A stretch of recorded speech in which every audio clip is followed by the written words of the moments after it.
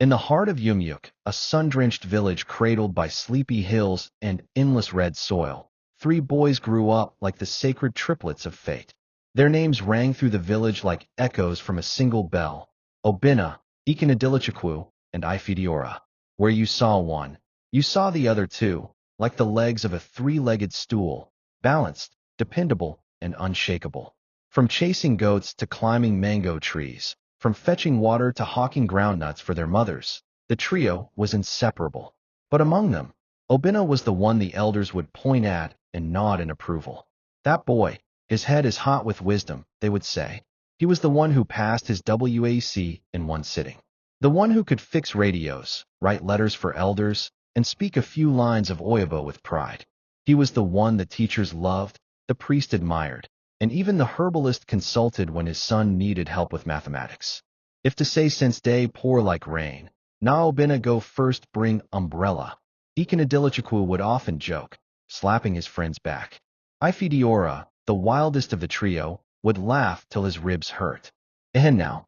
Now this one go carry our village name enter UNN. Obinna the genius. But genius didn't buy Gary. By the time they were 23, life had begun to weigh differently on each of them. Obinna, despite his brilliance, was still waiting for job offers from big companies he applied to: Shell, Chevron, MTN.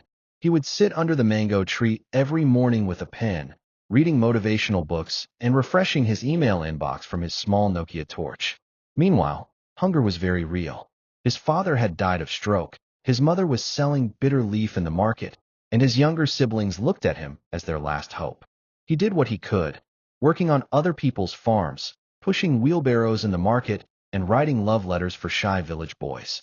Then, one hot Sunday afternoon, as the smell of burning palm fronds floated in the air and children played football with a deflated ball, Ikenadilichikwu and Ifidiora called him aside.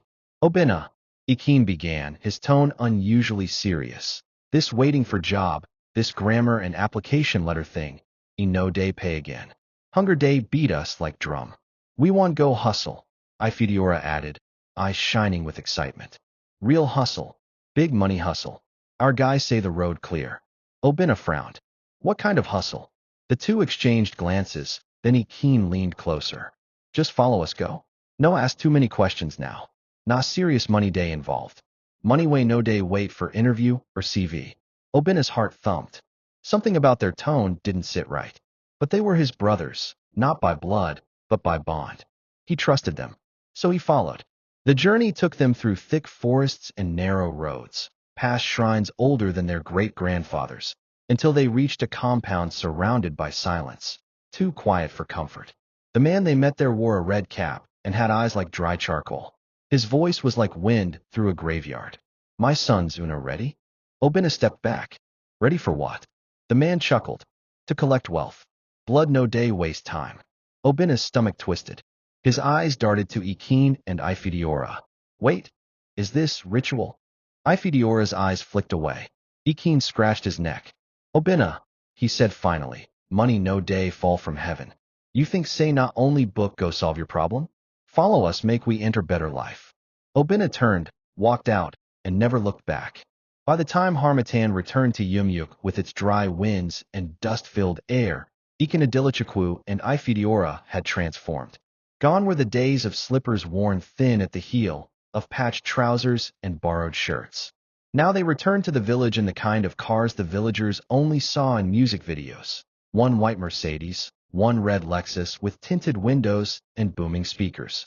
Their clothes sparkled like river stones under the sun, and gold chains swung from their necks like trophies. They didn't announce their arrival. They didn't have to. Their engines did the talking, their wealth did the rest. Children ran behind their cars, shouting, Money Don Land! Money Don Land! The elders blinked in disbelief.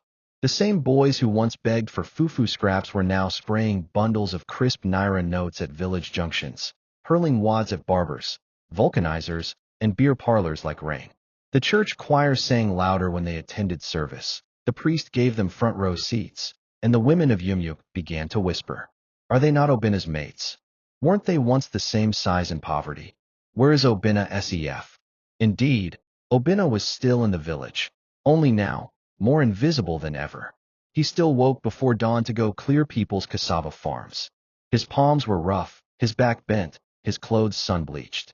While his friends built bungalows with satellite dishes and wide verandas, Obina still lived in a room with leaking zinc and an angry mosquito choir. The village laughed at him with the kind of cruelty that sticks like augury to a pot. At Mama Nkechi's stall one evening, two men sipped palm wine and shook their heads in mock pity. Book no be money na, one said. Na so all the grammar, wouldn't he don bring? Wouldn't he day chop now sef? Gary and Hope, even his own mother, tired and weary from years of struggle, began to doubt. Obina, why you no ask your friends for help? She said one night. They're making money. You day here day form God's time. Which time be God's own sef. But Obina would smile, a quiet smile that held no anger.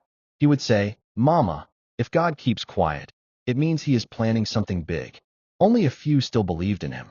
The primary school headmaster, who still gave him teaching gigs from time to time. Mama Ifyananya, who once called him her son in the village square and gave him yams during harvest. And little Chica, his youngest sibling, who would sit by his side every evening and say, Obi, when you make it, I'll tell everyone I always knew. But Obina walked through fire. It wasn't just the hunger or the shame. It was the betrayal. His own brothers, Ikin and Ife, had left him behind, stained their souls, and now danced on top of the world like nothing happened. And the village praised them. No one asked how they got rich overnight. No one wanted to know. They just wanted the money. But there was something strange happening. Quiet at first, like whispers in the wind. Girls began to go missing. Not all at once. One by one. At first, people blamed city boys, kidnappers, or the recent increase in cult activity in nearby towns.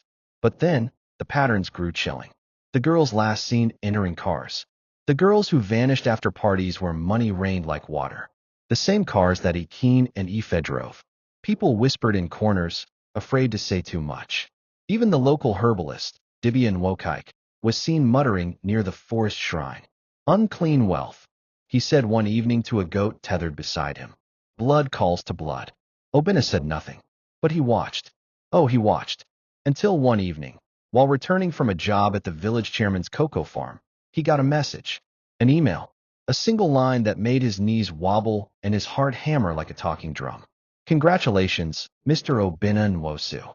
You have been offered a full-time position as a development engineer with Africatech Global. He stood still, dust rising around his feet, wind humming through the trees. He didn't tell his mother. He didn't tell anyone. The next morning, before dawn, he packed the few clothes he had, wore the only fine shirt in his room, and left Yumyup quietly. No farewell, no noise, just like that. And as his bus bounced over the dusty roads, he looked back once, just once, at the village of red soil and broken laughter, and he whispered to himself, when it is God's time, the stone the builders rejected becomes the cornerstone. The absence of Obina was like a quiet shift in the wind, noticed only by the trees and perhaps the moon. Life in Yumyup continued as before, but something sacred had departed, and the land, though silent, began to hum with warning. Ikanadilichakwu and Ifediora didn't notice.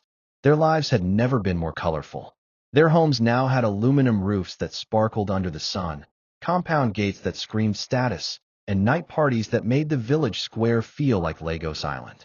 Drinks flowed like rivers. Music shook windows. Women came in from neighboring towns, beautiful women with heavy makeup and fast laughter, their perfume replacing the smell of firewood in the air. The two men were living gods. No one could speak when they walked into the market. Children paused their play to chant their names.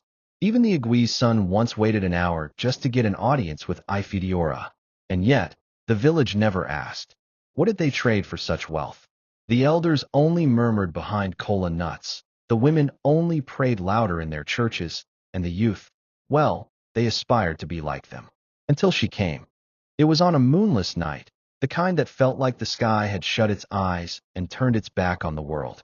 Ikanadilichakwu had just finished hosting a birthday bash, complete with dancers flown in from Enugu and an entire cow roasted whole in front of the town hall. The air still reeked of meat, sweat, and liquor. The DJ was packing up when a strange wind blew through the street, cool, sharp, and scented with something both sweet and bitter. Then she appeared. At first, no one knew where she came from. She was just there, like she had always been. A tall woman, skin dark like palm kernel ash, lips full like the ripest udala, and eyes that seemed to see beyond flesh. She wore a blood-red wrapper that kissed the ground as she walked, her waist beads clicking like bones. Around her neck was a single pendant, shaped like a serpent devouring its own tail. Ifediora saw her first. He blinked once, twice. The crowd, the noise, the music, they all disappeared. He stood, drawn by a force stronger than reason, and walked toward her like a man under a spell.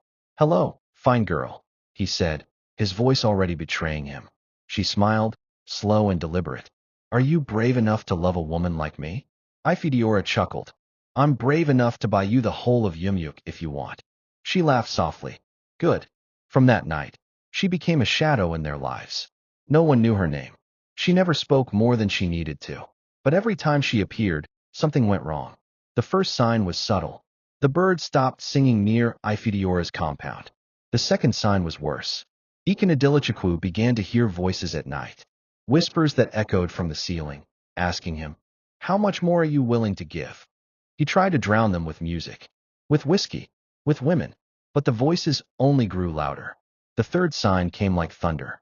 One morning, both their houses were found covered in ashes. Black feathers littered the compounds.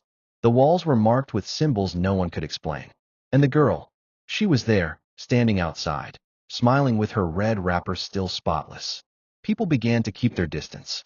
"Huh, that woman is not ordinary," Mama Chinyere whispered one morning at the stream. "I saw her eyes in my dream. They were glowing red like firewood." Children stopped singing their names. Even the elders stopped inviting them to meetings. Their money was still there, yes, but it no longer felt powerful. It felt cursed. Their clothes lost their shine. Their cars developed strange problems. Their workers ran away without explanation. And the worst came when they both fell ill. First Ikanadilichakwu, then Ifediora. Boils, fever, dreams of drowning in rivers of blood. They called every doctor in the city, every herbalist in the bush. But the girl, she never left. She would sit by their beds, humming songs no one recognized, and feeding them food that made their skin peel. Until one day, they both woke up to nothing. No money, no houses, no cars. Even the bank accounts were wiped clean. The girl had vanished, and they were left alone, coughing, begging, dragging their feet from compound to compound like broken men. Nobody in Yumyuk wanted to help. The same village that once knelt at their feet now crossed to the other side when they walked past. "God has judged them," the people whispered. That girl was not of this world. Maybe she was the price they had to pay. But where was Obinna? Gone. No one knew where he was, only that he had left. And so, time moved like a tired bullock, dragging its feet, until 3 years later, a strange convoy entered Yumyuk. Black SUVs. Clean, polished, windows tinted. The kind of entrance reserved for presidents and royalty. At first, the villagers held their breath. "Another ritualist?" someone muttered. But when the car door opened and a tall man stepped out in a fine gray suit, shoes that gleamed like mirrors, and eyes calm like a river at dawn, mouths fell open.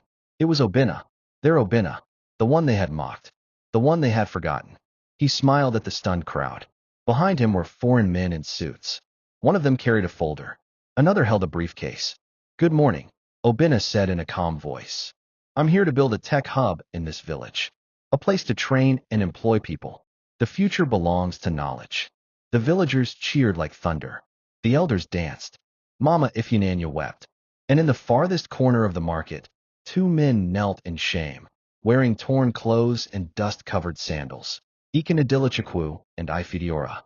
Obinna saw them, walked to them, and said simply, "I need security men for the compound. Are you both available for work?" The two could not lift their heads. They nodded in silence. Obinna turned and walked away, his voice floating behind him like the wind. God's time is not only the best, it is also the most beautiful. The return of Obinna to Yumyuk shook the very roots of the village. Some said it was a miracle. Others called it karma. But everyone agreed on one thing. Obinna came back different. Not just in wealth, but in spirit. He walked with the calmness of someone who had faced rejection and danced with destiny. He was no longer the poor farm boy who bent under the weight of cassava sacks. He was now the man whose decisions controlled bank wires and whose name appeared in national newspapers. In the days that followed his return, everything changed. Obinna didn't just build a house. He built a mansion that overlooked the village hill, a house of glass, stone, and grace. It wasn't loud or golden like the ones his old friends once built. It was elegant, quiet, a symbol of endurance. But that was just the beginning. He brought investors. He brought engineers. He brought ideas. Within 6 months, a tech hub stood where the old primary school once decayed. Painted in bright white and blue, it had internet, computers, air conditioning, and classrooms for teaching the youth coding, business, and finance. People came from neighboring towns just to see the miracle in Yumyuk. The elders, who once ignored him, now called him our son of destiny.